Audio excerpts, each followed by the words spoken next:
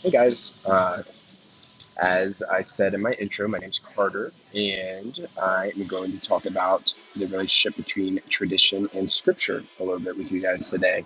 I kind of just the format of the way I'm going to do this video is talk briefly about all the different tradition 1, 2, and 0, T1, T2, T0, and then kind of explain a little bit of why I would, for myself, adhere to T3 over the other ones. Or sorry, not T3, T1. So with that, the tradition T1, as Dr. Collins explained, and then also what we've found in different readings and through the lectures, is essentially the dominant view of the medieval theologians and then also the reformers.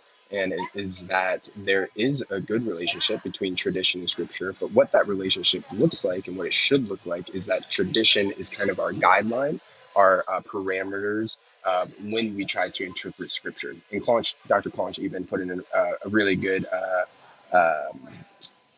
image, of the way it should look and what happens to our interpretations if we do not use tradition well and use it to help us understand when we are reading scriptures individually, and then also, of course, as pastors or future pastors or teachers of the word, when we teach scripture, we should make sure that we are looking back at our predecessors.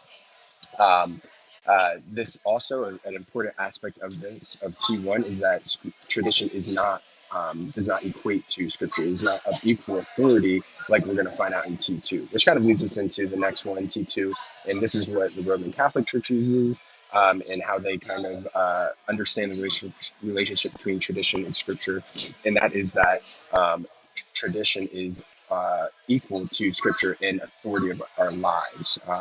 This is simply put, that what we read in Scripture, what we know about Scripture, and what the church's traditions understand of Scripture, and how what they teach on how we should live our lives as Christians is of in equal footing, right? And then T3 is essentially the opposite. That tradition has no place within the interpretation of Scripture. That they're kind of at odds with each other, not that we shouldn't use it to interpret, we shouldn't use it to help alleviate barriers, that we should come to scripture solely on our own without any prior knowledge of what other people have traditionally interpreted as, and seek to completely come to conclusions on our own.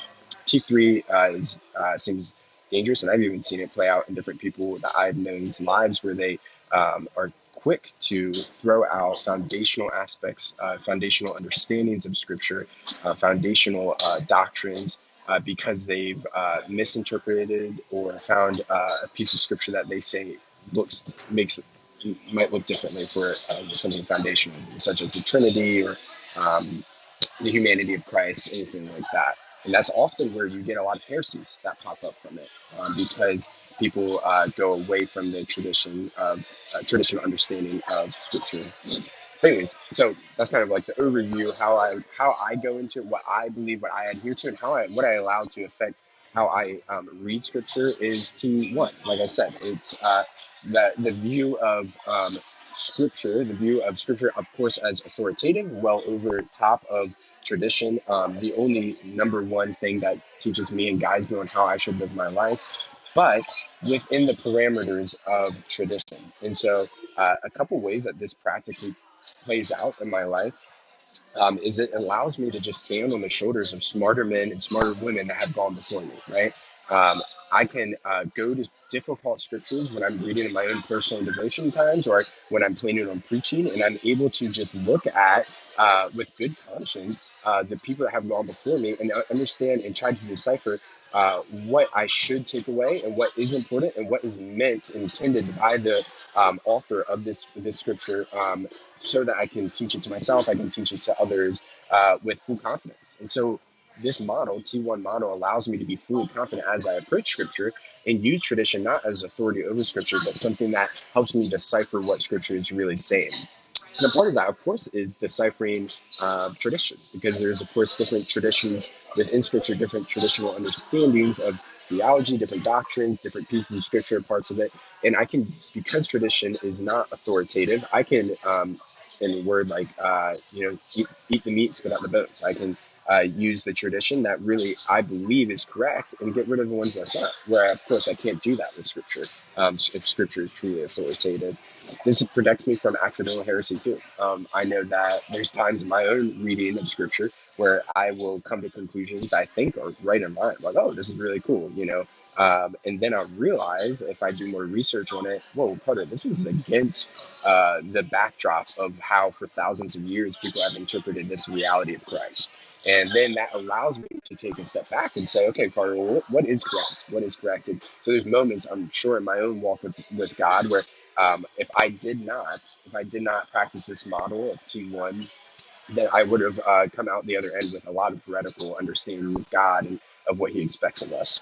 And then finally, it allows me to just really be more worshipful, right? Because if I allow tradition to be an aspect of how I read Scripture, then I can squeeze out all of the beauty within Scripture. If I just again allow only myself to be the person that interprets it, if I allow myself to be the only one that goes about understanding it, then I'm going to miss so much, and I do miss so much. And so this is the beauty of being able to listen to and to know and to read the people that have gone before me that have understood Scripture, so that I can squeeze out all of the beauty of it. I don't miss anything. I can miss as little as possible in my heart. And like Dr. Conch has talked about in his lectures, that this practice of theology, doing this, can actually be extremely worshipful for me instead of something that is just a study. And so practicing T1 allows me to be fully worshipful in doing theology and even in my own personal devotional times.